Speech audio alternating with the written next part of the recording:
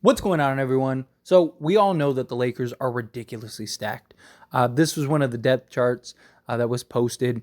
You got Rui Hachimura, Jared Vanderbilt at the power forward position, Anthony Davis, Christian Wood, Jackson Hayes at the center position, LeBron James, Torian Prince, Maxwell Lewis at the three position. You got D'Lo, Gabe Vincent, Jalen Hood-Schifino at the point guard. Then you got Reeves, Reddish, and Max Christie at the two guard. Beauty of this lineup, or these players, is all of these guys are interchangeable, right? Anthony Davis, Christian Wood can all play the four. Rui Hachimura, Jared Vanderbilt can all play the three. LeBron James, Torian Prince can all play the four. I don't think Maxwell Lewis plays. D'Lo, Gabe Vincent, both capable of playing the two. Schifino, I don't really think plays. Austin Reeves, Cam Reddish, Max Christie are all capable of playing multiple positions as well, right? Cam Reddish could basically play the 2 through 4. You could even put him in a small ball 5 because he got like a 7'2" wingspan, 6'8". Max Christie could play the 2 or the 3. Austin Reeves could play basically 1 through 3 if you needed him to. It's that depth, that versatility that is really going to drive the Lakers this season. And I think is going to be one of the reasons that leads the Lakers to so much success. You're going to be able to take so much pressure off of LeBron James and Anthony Davis to game in and game out have to be great, right? Like we needed last year, we needed LeBron James and Anthony Davis to give us 30 each a game just to even be in the game, not even win it. No, how many times did LeBron go for like 30 or 40 and the Lakers still lost? Or AD would have some monster game and the Lakers would still lose, right? I really do believe that this is going to be a completely different scenario. And the Lakers are going to be one of the top 3 to 5 teams in the league, hands down. I wouldn't be surprised if they're the best team in the league. I think they're going to be the best defensive team in the league. And not only do I think they'll be the best defensive team in the league, I wouldn't be surprised if they're the best offensive team. They were 7th last year at a 116. The number 1 team was the Sacramento Kings at a 120. You don't think that this Lakers team is 4 points better than last year? You know, now obviously, again, there's a lot of factors that go into it. They're going to have to build that chemistry. Everyone's going to have to buy in and be committed. It's going to be a journey. LeBron James already had his training camp. That's awesome. They had 100% attendance. That's beautiful. That's what you want to see. Starting to build those relationships, building those foundations. You know, they're going to dinner, having great times. And now we're about to go in a media day on Monday. And then we got training camp right around the corner. And we're like 2 weeks away or something like that from like preseason basketball. I mean, come on. This is like Christmas for us. And the big concern is, as I mentioned earlier, everybody buying in. Guys getting minutes. Guys being committed to however many minutes needs to happen. Hey, tonight, buddy, you're going to have a DNP. No problem, coach. Tomorrow, you're going to play 15 minutes. The next game, you're going to play 30. No problem, coach. Hey, we're gonna sit you the next 3 games, right? No problem. Whatever is needed, that's what we need to see develop, right? And one of the things that Darvin Ham and Rob Pelinka had in their press conference the other day was talked about the minutes and having to figure that out. So here's some of the quotes from that interview. So Rob Pelinka on finding minutes for everyone, given the Lakers' depth. October to June is a long stretch. Everybody is going to get a chance to eat. Darvin Ham implied that several Lakers will play multiple positions. There will be several different lineups that we can throw at opposing teams for sure. Now, again, talked about this heavily, even long before this whole interview that we saw the other day. I've talked about how I expect a lot of different lineups, a lot of different experimentations. The beauty of having this depth, this talent, and the versatility of this roster is your ability to do that. What does Christian Wood and Anthony Davis look like? What does Jackson Hayes and Anthony Davis look like? What does Jackson Hayes and Christian Wood look like? You know, what does Gabe Vincent look like? You know, what does a, all 6'8" lineup look like, right? Like, there's so many different just configurations you can throw out there. And the beauty of everybody playing various minutes and being able to play in different positions is you can do all kinds of stuff. And then the ability to have LeBron basically play all 5 positions is beautiful. Darvin Ham talked about that, right? He was asked a question about, LeBron playing the power forward more. And he was like, I wouldn't label LeBron as anything. He's one of the guys that can play any position. And because of that, you can run all kinds of lineups, right? There's very few stars, if any, that could basically play 1 through 5. And LeBron is the only player in history that has been listed as 1 through 5 in actual games.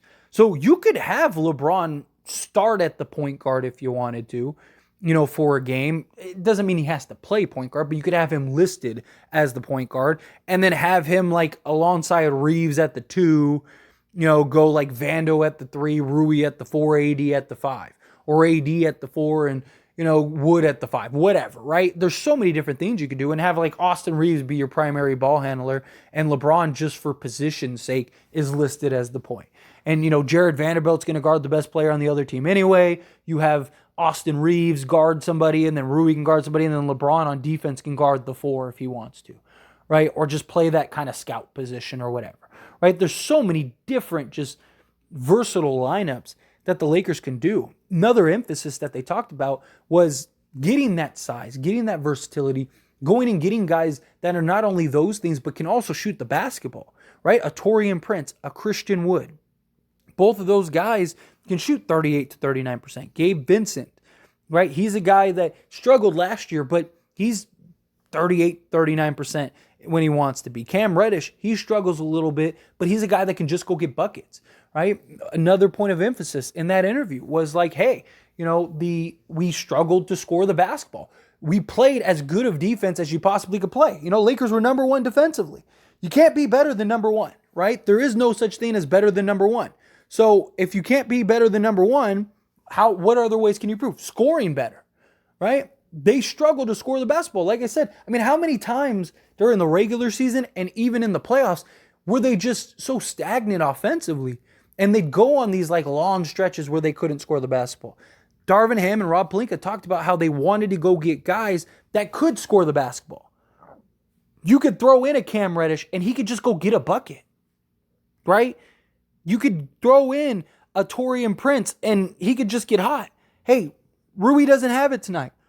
Prince, you're in. Let's go. Hit some shots. Right? When guys have bad nights or are stagnant, like that was the problem we had last year. It was like when Malik Beasley, Lonnie Walker, D'Lo all can't score the basketball. Dennis Schroeder, like when those guys, you basically have 4 guys that can't score the basketball. It's like, what do you do? Right? Like, are we supposed to put Max Christie in for 30 minutes? Like, what's our plan here? Right? Like, but here's the thing. You could literally have, D'Lo, Reeves, Rui, and LeBron all have terrible games. And you could just swap them all out and put in like a Gabe Vincent, Cam Reddish, Taurean Prince, and Christian Wood. With Anthony Davis. Anthony Davis have a great game, right? Or let's say LeBron's out for a game or whatever, right? And you basically could do an entire hockey change, and all you need is 1 or 2 of those guys to get hot, right? Like, it's a beautiful thing to have. And even Darvin Ham said, it's a great problem to have. He's going to have his work cut out for him. He's going to earn his paycheck this year, without a doubt. And Darvin Ham even talked about it. But he said, again, it's a great issue to have. You can never have too much talent. You can never have too much depth, which is 100% correct. But with that, everybody has to buy in, right? You can't have egos. You can't have people, because again, you have 5 or 6 guys that are going to be expecting 30 minutes, and you got 5 or 6 guys that are going to be expecting 25 minutes, or 20 minutes. It's just not going to happen, right? Like, there's 240 minutes in a basketball game? Like, you can only play so many guys, so many minutes. So guys are going to have to be committed to, okay, whatever I need. The goal is championship. Whatever I have to do to buy in, be a part of the team, and win an NBA championship. And that was something that they talked about heavily in that interview, was needing to have everybody committed, everyone buying in. And Rob Pelinka talked about Darvin Ham. Like, Darvin Ham ain't going to let people, get off the boat, right? They're stay on the boat. They have a mission. They're heading to go win number 18. And I love that. I absolutely love that. The Lakers have 6 guys that on any night can give you 25 to 30. Like, literally. You have LeBron and AD, obviously. You have Austin Reeves, D'Lo, Rui Hachimura, and Christian Wood. That's 6 guys that are all capable, that could go give you 30 on any given night, and no one would be surprised or expected.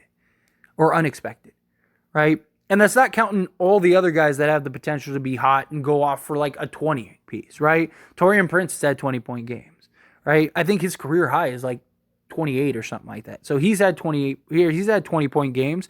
You have Cam Reddish who's had 20-point games, right? What does Max Christie look like? Right? He was great during the during Summer League. Granted, it's Summer League. We'll see how much that translates, but I mean, I wouldn't be surprised at all if all of a sudden he's absolutely money and a key piece. Gabe Vincent's a guy that's had 20-point games. Like, again, I'm not saying that, we're going to score 183 points a game or anything like that. Again, it's based on minutes here and there, guys playing here and there, so on and so forth, right? And the roles that they play, all of those things. There's a lot that goes into it, right? But it's nice to just have that potential and that at your disposal. It's nice to be able to know on any given night if LeBron and AD need to take a night off, right? Because LeBron, you got to remember, LeBron was godfathered in to that resting thing, which is beautiful. I mean, even Darvin Ham choked about that. But it's nice to know that if those guys miss a game or miss several games or one misses, a week or whatever, right? Because LeBron James and Anthony Davis are probably going to miss 20-plus games this year, right? I think LeBron plays at least 65 games just because I think he's going to want to meet the requirements for the accolades and stuff like that. Anthony Davis too. But the beauty is with this depth, this roster, and this talent, you can manage their minutes and keep their minutes low. And that's something that they talked about. Like they talked about their whole game plan in managing LeBron and his minutes and how they're going to approach this different than any year prior. And look, LeBron has played the fewest minutes outside of the year that we first got Russell Westbrook and that team was a disaster and we didn't even make the play-in. Outside of that season, LeBron's only averaged about 32, 33 minutes a game with the Lakers. It's the fewest of his career. So it's not unfathomable to think that he plays around 30 minutes a game, right? So I could see him playing around 30 minutes, getting a game off here and there just to get his rest. But it's nice that we have a team where, if Anthony Davis misses a week, you have Christian Wood who could easily fill in the role. I mean, he's not going to fill in the defensive impact, but offensively, he's capable of it, right? If LeBron misses a game, Rui Hachimura has been working very hard and has been, LeBron James's pupil this entire offseason, right? Does Rui kind of start taking those next steps? I mean, it's a beautiful thing. I love it. I love to see it. But anyway, as always, this is a discussion, so I pass the question on you. Let me know your thoughts and opinions down in the comments below. What do you think? How do you feel? Are you pumped about this? Are you excited for this depth, for this talent, for this roster? How do you think Darvin Ham should manage, guys? I'd love to hear it. Let me know down